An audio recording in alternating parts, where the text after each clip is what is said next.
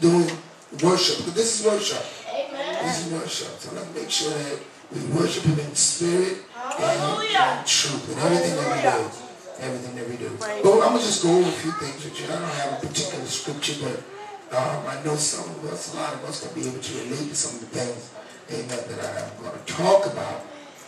But first of all, you know that if you have accepted Jesus Christ as your personal Savior, you made a very important decision in your life. How many of you know that you made a very important decision by deciding that Jesus is your Savior? Anybody realize how important that is? Because you deciding that you're making or you have made Jesus Christ your Savior determines where now you will spend eternity. So you have now, by accepting Jesus Christ, you have made provisions for eternity. And by that, that means that we are not on our way to hell. We are on our way to heaven. Everybody know everybody down about there. One thing you need to realize about your salvation, that you are saved by grace. You are saved by grace. All right, you need to know that. You need to know that it was nothing that you did to obtain this salvation. It wasn't the way you sing in church. It wasn't the way you shout. It's nothing you did to earn God's salvation. You couldn't just be the best person you could be and be saved. Not according to the scriptures. You had to accept Jesus Christ as your personal Savior to be saved. You didn't have to take a test. If we had to take a test to obtain our salvation, some of us wouldn't pass. Lord, is it multiple choice? We'd be asking the Lord, is it multiple choice?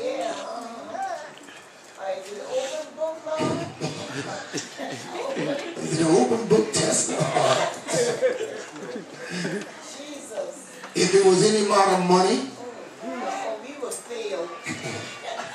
because ain't none of us got enough money to buy our salvation, you know. Yeah, if it was the way to buy, let's say there was a system saying you could buy your way into the kingdom. And the price was $500,000.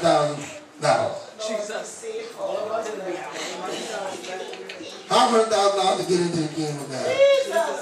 Would we make anybody happy? Some of y'all in here might be sitting on it now.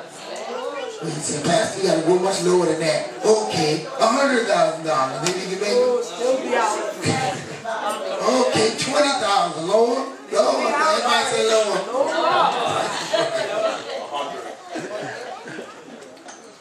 But thank God, with no amount of money, we're able to make it in the kingdom. Only because we have believed in His death, His burial, and His resurrection. That's the only way. And in Ephesians, y'all got your Bibles real quick. You can write it down. Ephesians 2, 8 and 9th verse.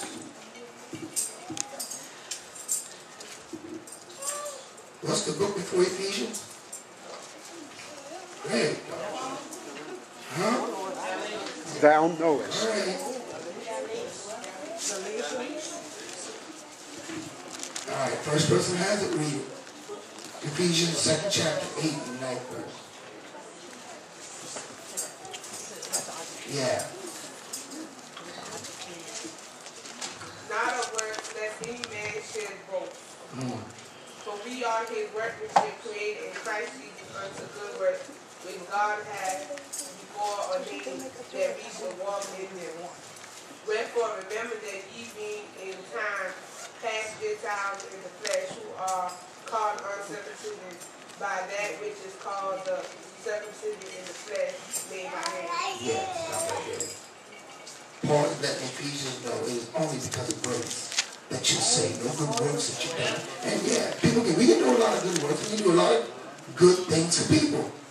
But guess what? It does not get you into the kingdom.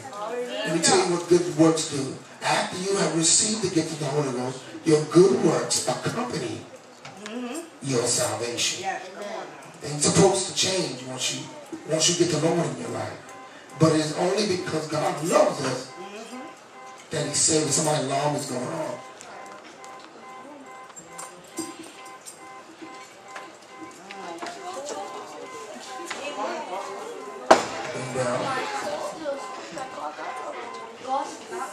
God is letting us know that you're only saved because of His death, His burial, and His resurrection. How many of you know that you're not saved because of what you feel? Or your feelings? I mean, good feelings are nice to have, but feelings don't prove that you saved. I'm not saying that you don't feel anything, but you can't base your salvation on feelings. Amen. Because the minute that you base your salvation on your feelings, guess what? You know how many times in my saved life where it just seemed like the Lord was never around? And when I felt those times where, okay, Jesus said, where you at, Lord? I can't see you, can't hear from you. If I base my feelings on that, guess what? I'd give up a long time ago. But there's going to be many times you're going to feel like He's not even nowhere around. So if I base my salvation on my feelings, then what's the use? But you have to realize that God said in His Word that He will be with you until the end of the age. Whether you feel Him or you don't feel Him, He's still there. Thank you. When I was growing up, and then so when we used to the concert the other night, they did a little skit on stage. Somebody came up and wanted to be saved. And when Eli started explaining to the person how to be saved, the rest of the group started explaining different situations on how it should be.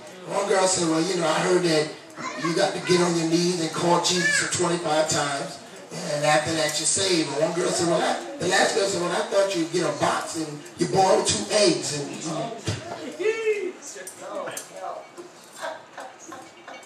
But the enemy had crept into this thing when Christ made it so easy. He told us all you got to do is believe in who He is. Believe in his birth, His death, and His resurrection. It's not based on what we feel. In Hebrews, the Bible tells us that we live by faith and not by sight. Our salvation is not based on our sight, our feelings, or our natural senses. It's based on faith. Believing that, I know without a shadow of a doubt that my Redeemer lives, that He is my Savior. You got to believe this thing now. If you don't believe it, the enemy will creep right in there. Have you doubted the fact that you gave your life to Christ? And the minute somebody asks you saved, well, I was saved. You ever get saved more than one time? How many times did Jesus die? So how many times can you get saved? One. You got to believe this thing, though. It's all about believing. And the thing about the devil is, he's going to try to whisper doubts in your ear. He's going to try to deceive you to the point where have you thinking that, am I really saved? Did anything really happen? Guess what? Yes, it did happen. Guess what? If you believe in Jesus Christ as your Savior, guess what? You are saved. According to the Scripture, you are saved. Regardless of how you feel. I don't feel like I'm saved today. By you saying that, you actually think that you're not saved? No. I don't feel like I'm saved today. Then the next morning you wake up, I feel like I'm saved today. God damn it, I have it mixed up. You got to know who your Redeemer is. You got to know the thing without a shadow of a doubt. Because you know what, the good thing about it is that God promises you that if you confess with your mouth that Jesus is Lord and believe in your heart that God has raised Jesus from the dead, thou shalt be saved.